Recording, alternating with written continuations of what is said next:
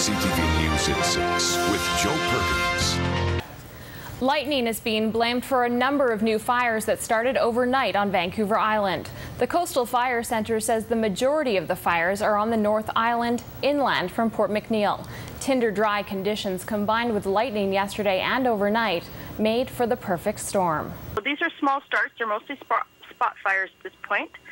We've been able to get in on most of them and action them very quickly. The lightning continues to be tracked just north of Vancouver Island. We definitely expect to have more fire starts from this. It's quite hazy right now in some areas.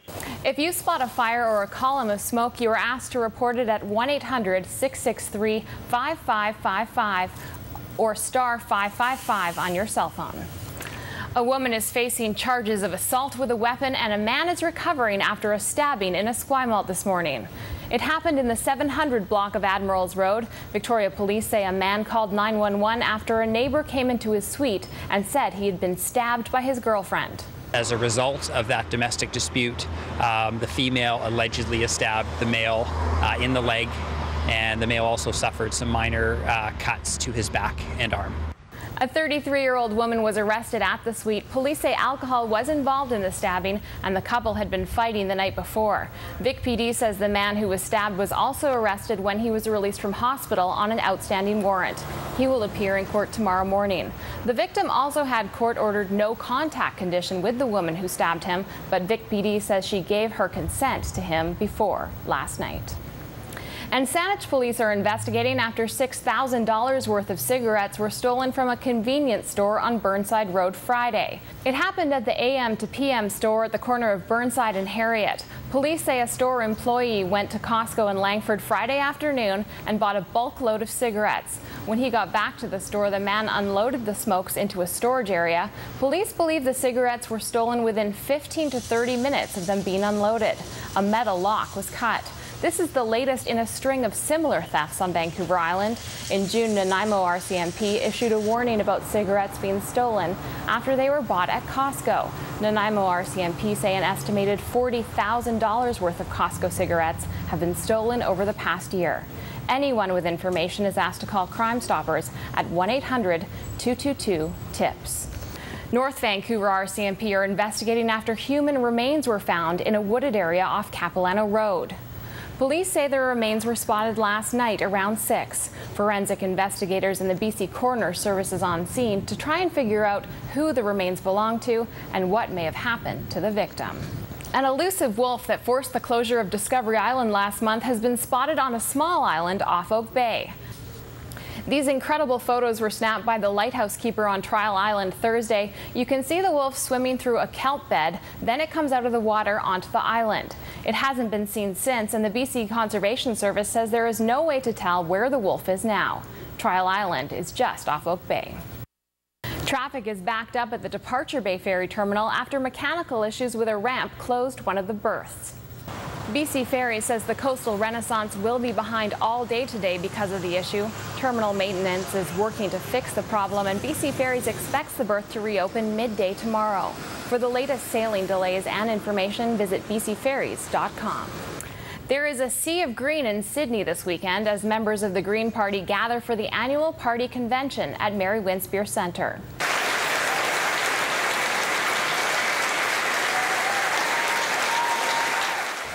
Elizabeth May, the leader of the Green Party and MP for Saanich Gulf Islands, got a standing ovation as she took to the stage for her keynote address. Organizers say the three-day event is a chance for members of the grassroots party to come together and talk about direction.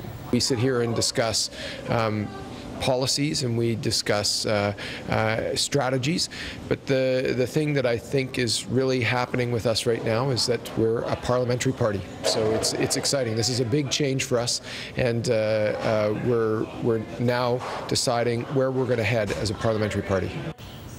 Elizabeth May says she is optimistic about the party's future. The convention wrapped up this afternoon. People living around Langford Lake got quite a show this morning. A large helicopter hovered above the water, dangling a new aerator for the lake. The cameras were out as people living close by came to take a look at the 5-ton piece of equipment as it was dropped into the water. It was awesome. I got to see it while it was still getting built in the shop in Saanich. Wonderful. I fish this lake almost every day, probably for the last 7 years or so. And in the last 2-3 weeks, you've been catching no rainbow trout lately. They're just so lethargic on the bottom, and it was sad because we thought all these fish were going to be dying unless they got the aerator in here soon, and fortunately it's gone in today. So it's a pretty happy day around Langford. The city of Langford stocks the lake with 10,000 to 13,000 trout a year and says it is the most used lake in the municipality. The new aerator is expected to last 30 years or more. The developer says the new system only took him a couple of months to build.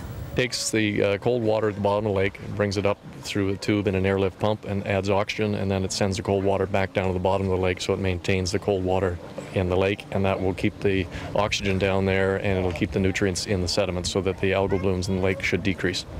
Divers attach the aerator to 4 one-ton pillars on the bottom of the lake, and it will just sit below the water line. The project is estimated to cost $260,000 and was funded through the province, the city, West Hills, and the Habitat Conservation Trust Foundation, among others. It is a celebration of all things fiber, and after a very successful inaugural year, the Arts Festival is back. Hundreds of people came out to the grounds of St. Anne's Academy for Fibrations, a volunteer-run festival celebrating knitting, felting, crocheting, spinning, and much more. A marketplace offers all kinds of goods from local artists and crafters. A special ceremony got off to a bang on Fort Rod Hill today. Fire!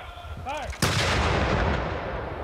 The 5th BC Field Artillery Regiment got the party off with a bang, commemorating the 200th anniversary of the War of 1812 and the 50th anniversary of Fort Rod Hill becoming a National Historic Site. There were actors dressed in historic costumes on the grounds, as well as quilters stitching throws for wounded Canadian soldiers.